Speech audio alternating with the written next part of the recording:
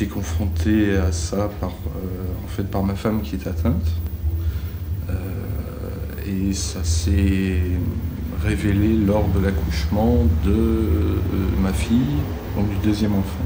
À aucun moment, il m'a été dit que l'accouchement était un risque. Donc j'ai accouché par la voie naturelle, alors qu'en fait, il aurait mieux valu peut-être faire une césarienne. Je n'ai pas été suivie sur le plan de l'aorte parce que aux consultations de maternité, à aucun moment je n'ai dit que j'étais Marfan, puisque je l'ai appris que juste avant d'accoucher. Et en fait, ce qui s'est produit, c'est que j'ai accouché, l'accouchement s'est très bien passé. Il s'est tellement bien passé que je suis même rentrée chez moi avant les 5 jours habituels et réglementaires. J'ai été suivie par une assistante, une infirmière à domicile. Je suis rentrée chez moi au bout de 3 jours, tout se passait très bien. Malheureusement, au bout de 5 jours, en pleine nuit, j'ai ressenti une violente douleur dans le dos et j'ai eu une jambe que je ne sentais plus, qui était comme paralysée. Avant de me marier avec ma fiancée, j'étais allé voir un généticien pour savoir quels étaient les risques d'avoir un enfant Marfan. Bon, il m'avait dit mais vous avez une chance sur 100 d'avoir un enfant Marfan. Bon, mais c'est un généticien qui ne connaissait pas le Marfan. Je suis mal tombé, puis c'est tout. Donc maintenant, il faut faire avec. Et eux devront faire avec. Lorsqu'il y a le mari ou la femme qui est atteint, il y a un risque de 50% que les enfants soient porteurs de la maladie. J'ai 2 enfants sur 3 qui l'ont. Je veux dire que par rapport à la famille, c'est le plus difficile en fait.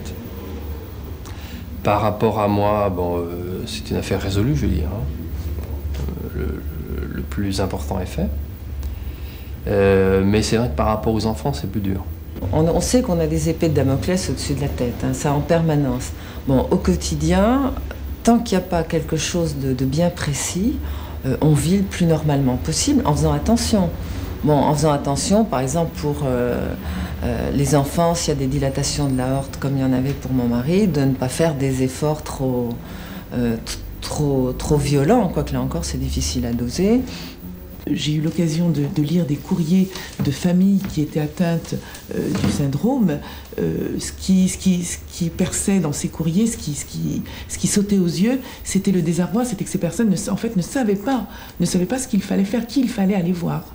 En province, il y a des médecins, des cardiologues qui connaissent bien le Marfan, il y a des ophtalmos qui connaissent bien le Marfan. Seulement, chacun voit la personne comme ça, un petit peu saucissonnée. Et alors, bon, vous allez voir l'ophtalmo, vous passez une journée pour passer un examen. S'il est très au courant, il l'oriente vers le cardiologue ou il demande au malade s'il a déjà vu un cardiologue. Sinon, il faut retourner voir un cardiologue pour passer des examens. Alors que dans ces consultations pluridisciplinaires, le malade, dans la même journée, voit tous les spécialistes concernés par la maladie, soit le généticien, le cardiologue, l'ophtalmo. Parce qu'en fait, on n'est pas, on est des gens très bien portants. On n'est pas malade, on est des gens fragiles.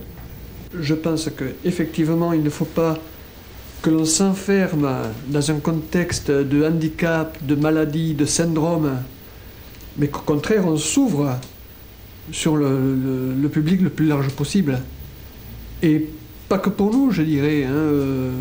Ce n'est pas que je veuille que le Marfan soit le souci prédominant de tout un chacun, mais qu'il y ait prise de conscience et qu'au moment où il faut penser Marfan, bien que ça vienne en tête. Vous avez des gens qui ont un Marfan qui sont en fauteuil roulant, vous en avez d'autres qui ont la canne blanche, vous en avez d'autres qui ont autre chose, et pourtant ils ont tous un point commun. Bon, on a trop tendance à mettre une étiquette sur les gens, et c'est un peu dommage. Je crois qu'il y a du travail à faire à ce niveau-là, mais on va le faire. L'association est là pour ça.